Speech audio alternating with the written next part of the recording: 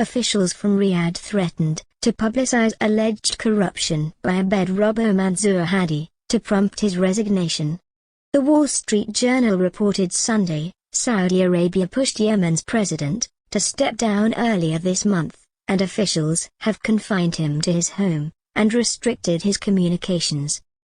Abed Rabbo Mansour Hadi announced his resignation on April 7, handing his powers to a new leadership council, as Yemen entered into a fragile ceasefire that brought a rare pause in the years-long conflict.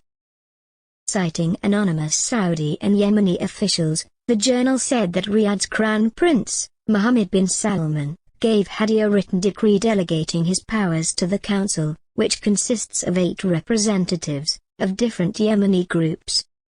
The journal wrote, according to the officials, some Saudi officials threatened to publicize what they said was evidence of Hadi's corruption in their efforts to convince him to step down. One Saudi official told the journal, since leaving office, Hadi has been confined to his house in Riyadh and denied access to phones.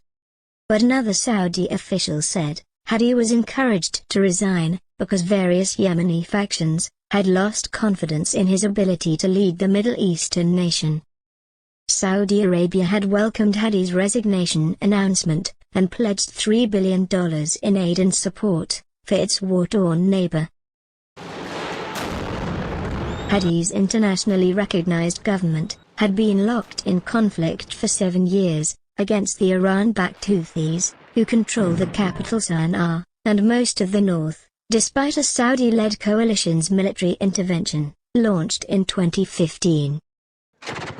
Hadi has been based in Saudi Arabia since fleeing to the kingdom that year, as rebel forces closed in on his last redoubt, the southern port city of Aden. The war has killed hundreds of thousands directly or indirectly, and triggered what the United Nations called the world's worst humanitarian crisis, with millions on the brink of famine. Hadi's handing power to the council came at the end of talks in the Saudi capital Riyadh that brought together anti-Houthi factions, but were boycotted by the Houthis themselves, as they refused to attend talks on enemy territory. The developments followed the start of the renewable, UN-brokered 2-month truce that has brought a rare respite from violence, and spurred cautious hopes the war could finally end. But the Houthis dismissed Hadi's resignation as a desperate attempt to rearrange the ranks of the mercenaries fighting in Yemen, and said peace would only come once foreign forces leave. Rendela Matter, Public Press.